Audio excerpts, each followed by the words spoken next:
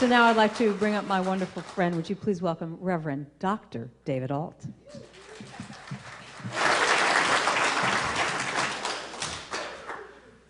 I tell you, all you have to do is travel with her. She makes you look good. How many of you were here with us on Friday night for the Posies? Thank you. Oh, wow. Thank you so much. And yeah, I've had that little crud and cough. Thank you so much for that sympathy cough. And she's been such a dynamic force and support, and all of them have. Thank you, Sue, and thank you, Richard, and everybody who has put these Posie Awards and allowed us to be here. There's this man with the white hair and the white beard. You don't know this, but that light is coming through and it's hitting you on the head, and it's like you're staring at Jesus or something sitting in there. You've got your own little spotlight. So I'm just going to keep looking to you for inspiration. I was born and raised in a coastal town called Beaumont, Texas. Maybe you're familiar with that. And do we have any Texans in the audience? Congratulations, you made it out. That's great. But I was reading recently about a man who was going to open up a bar there, a brand new bar, right across the street from one of the predominant Baptist churches. And of course, that kind of didn't sit well with that spiritual community. And so they began to create all of these petitions, and they began to hold all of these prayer vigils in order to prevent such a thing from occurring across the street from their church. And on this went, and they were canvassing the area and really trying to stop this man. But construction continued on the bar until it was about 1 week before it was supposed to open. And guess what happened? Lightning struck the building, and it burned down to the ground. And the Baptist church was rather smug and very proud of themselves until the bar owner sued them and took them to court for being responsible for the burning of his bar. And so you can imagine, here they are, and the judge is sitting there, and he's heard both sides of the cases, and he's looking over the paperwork. Now, the people from the church are vehemently denying that they had anything to do or hold any kind of responsibility for the burning down of his building. And so as he's reviewing these papers, he finally looks up from his speckled glasses, and he says this. He says, after reviewing this case, it seems as though we have a bar owner who believes in the power of prayer and in an entire congregation of a church who does not.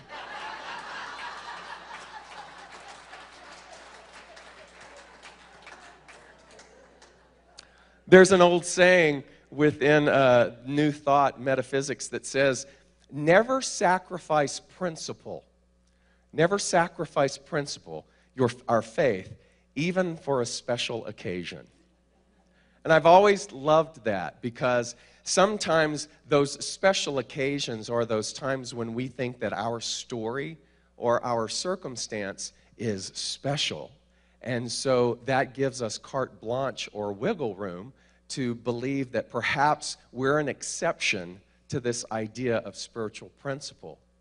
And when Karen opened us with God is my source, God is my power, God gives me everything I need. Everything I need. Even when we think that we are in this special occasion, or even when we think perhaps that our situation is such that we have been overlooked.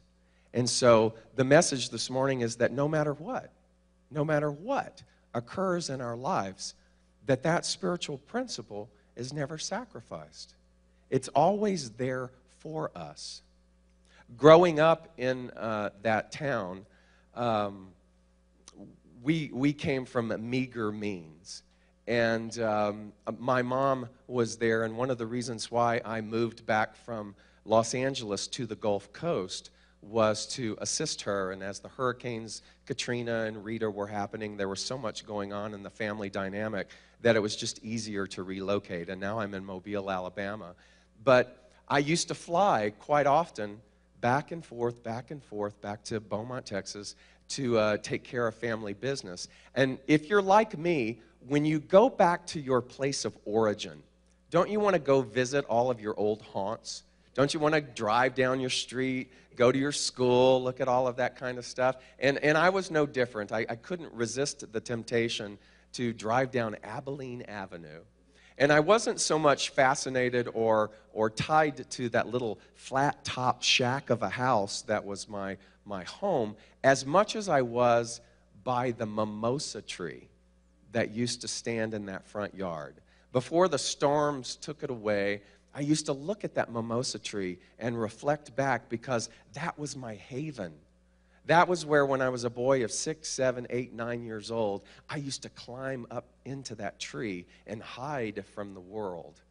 And I was a rather odd child. I had this bike that had a rusted basket on the front, and I would pedal it all the way to downtown to the public library, where they knew me by name, and they would allow me to check out autobiographies. They had a young readers series, and sometimes I'd come home in that basket with as many as 7 or 8 books, and up that tree I would go, where hour after hour, day after day, I would read the lives of all these famous people like Harriet Tubman or George Washington Carver or Abner Doubleday, the inventor of baseball, or Walt Disney and Abraham Lincoln, and I would absorb all of these stories.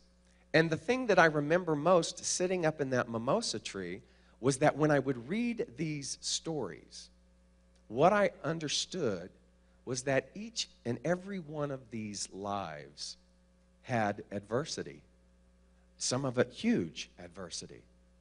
But there was an inherent knowing inside of them. There was something, perhaps it was a stick-to-itiveness about them that kept persevering. And they would keep going on, no matter what.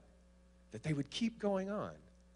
And something happened as a child reading these stories, because I would self-identify with those pages, those words, those lives. And I would think to myself, wow, if they can do that, so can I.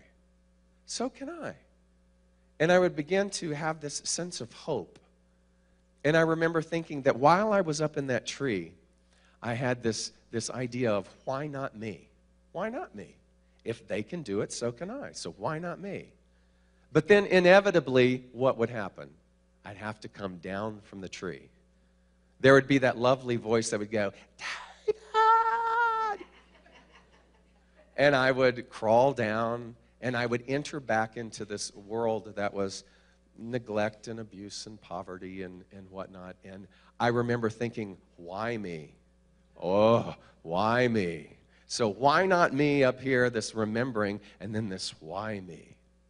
And I remember even going back on these multiple trips as an adult and looking at that tree and thinking, wow, even after all this time, after all this journeying, after all this exploration on a spiritual path, there is still those moments of flip-flopping, where we remember that infinite possibility, that radiance and that energy that's there, and then those times when we forget. And I thought, what is that really? What is that about? Because that, to me, holds the essence of everything. When you and I can stay in that energy, when we can create that spiritual practice that always says, why not me? Why not me?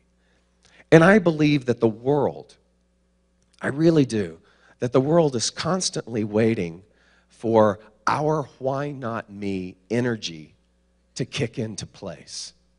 To kick into place, because I really honestly believe, like we sang, I'm here to remind you of your magnificence. Why? Because the world needs your expression of magnificence.